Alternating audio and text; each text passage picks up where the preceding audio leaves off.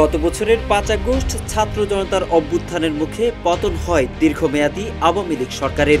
রাস্তায় নেমে আসেন লাখ লাখ মানুষ, তৈরি হয় জনস্রোত। তবে ৪ আগস্ট রাত থেকে ৫ আগস্ট দুপুর পর্যন্ত গণভবনের ভেতরে কি ঘটেছিল তার খানিকটা বিবরণ দিয়েছেন চিফ প্রসিকিউটর।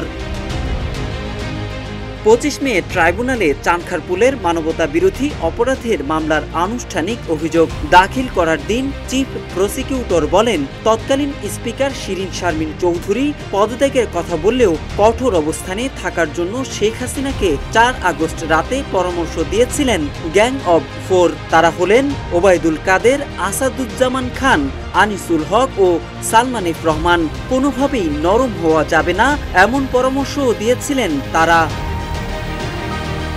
ট্রাইব্যুনালের শুনানিতে তাজুল ইসলাম বলেন, ৪ আগস্ট রাত ১২টা থেকে সোয়া ১২টার দিকে ৩ বাহিনীর প্রধানদের সঙ্গে বৈঠকে শেখ হাসিনার পদত্যাগের বিষয়টি তোলেন তৎকালীন প্রতিরক্ষা বিষয়ক উপদেষ্টা মেজর জেনারেল অবসরপ্রাপ্ত তারিক আহমেদ সিদ্দিক।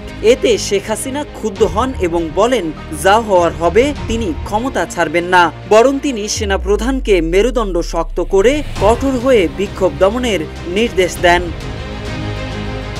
ওয়ালটন আবারও মিলিয়নিয়ার অফারে ওয়ালটন ফ্রিজ কিনে আপনিও হয়ে যেতে পারেন মিলিয়নিয়ার।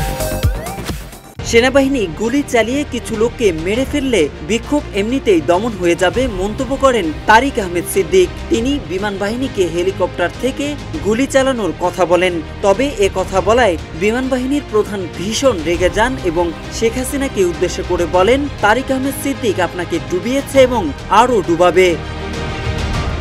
তাজুল ইসলাম ৫ আগস্ট সকালে গণভবনের একটি বৈঠকের কথা শুনানিতে উল্লেখ করে বলেন, তৎকালীন আইজিপি চৌধুরী আব্দুল্লাহ আল মামুনকে দেখিয়ে শেখ হাসিনা বলেছিলেন, ওরা ভালো কাজ করছে, সেনাবাহিনী পারবে না কেন? তখন চৌধুরী আব্দুল্লাহ আল মামুন বলেন, পরিস্থিতি যে পর্যায়ে গেছে তাতে পুলিশের পক্ষেও আর বেশি সময় এমন কঠোর অবস্থান ধরে রাখা সম্ভব নয়। এরপর সামরিক কর্মকর্তারা শেখ হাসিনাকে ক্ষমতা ছেড়ে দেওয়ার পরামর্শ দেন।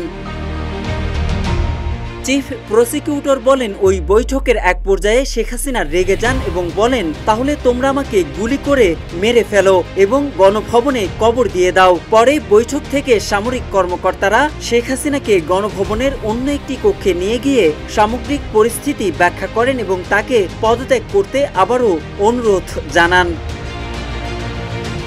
এমনকি ক্ষমতা ছেড়ে দিতে শেখ রেহানা এক পর্যায়ে শেখ হাসিনার পা জড়িয়ে ধরেন বলেও জানান চিফ প্রসিকিউটর তাজুল ইসলাম। কিন্তু তাতেও পদত্যাগে রাজি না হলে সামরিক কর্মকর্তারা শেষ পর্যায়ে জয়ের দ্বারস্থ হলে জয়ের কথায় ক্ষমতা ছাড়ার সিদ্ধান্ত নেন শেখ হাসিনা।